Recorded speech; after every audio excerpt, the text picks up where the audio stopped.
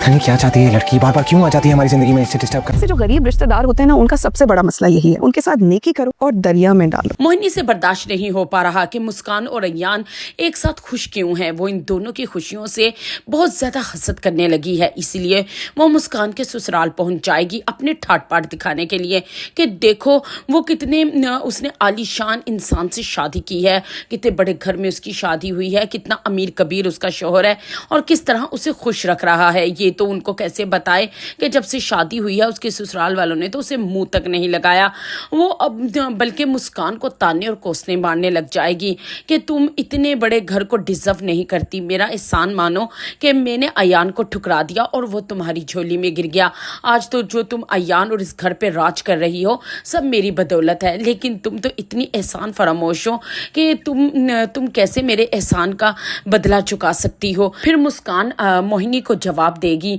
कि ये अय्यान और ये घर मेरे नसीब में था, इसमें तुम्हारा कोई लेना देना नहीं है, तुमने तो ठुकरा दिया था, ये अगर मेरे नसीब में ना होता तो मुझे कभी ना मिलता। उस पर मोहिनी कहेगी सही कहते हैं, छोटे लोगों पर अगर एहसान करो तो वो अपनी औकात भूल जाते हैं। इसी दौरान वहां पर अय्यान आ जाएगा और मोहिनी को देखकर उसका मुंह बन जाएगा और अंदर कमरे में जाकर कहेगा मुस्कान को कि जब भी ये लड़की मेरे सामने आती है या कॉल करती है मुझे ये बिल्कुल पसंद नहीं, पता नहीं क्यों आ जाती है मुझे डिस्टर्ब करने के लिए। तो उस पर मुस्कान कहेगी डिस्टर्बन वहीं पर होती है जहां पर एहसास होता है। हो सकता है कि आपके दिल में अभी भी मोहिनी का एहसास हो, इसलिए उसे देखकर आपको डिस्टर्बन होती है। उस पर अय्यान कहेगा ऐसी कोई बात नहीं, लेकिन जो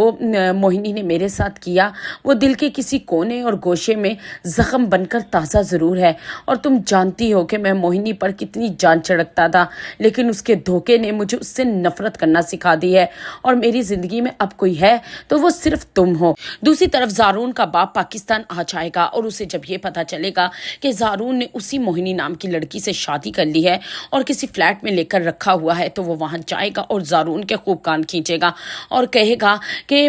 तुम्हारी हिम्मत कैसे हुई कि तुमने एक 2 टके की लड़की के साथ शादी कर ली, तुम इतने अमीर कबीर माँ बाप की औलाद हो, हमारी अकलौती औलाद हो, क्या तुम सारी जिंदगी इस लड़की के पीछे लगकर रुलना चाहते हो? और अगर तुम चाहते हो कि तुम्हें तुम्हारा ठाट बाट में वापस मिल जाए तो इस लड़की को छोड़ दो। मोहिनी इस मौके का फायदा उठाएगी और अपने ससुर के पैरों में गिर जाएगी और उससे माफी मांगेगी और उसे क्योंकि मोहिनी चाहती है कि किसी भी तरीके से उसके ज़ारून के माँ बाप उन दोनों को माफ कर दे, क्योंकि मोहिनी ने जिस लाइफस्टाइल के लिए ज़ारून से शादी की थी वो नहीं चाहती कि ये दोनों चीजें इसके हाथ से जाएं।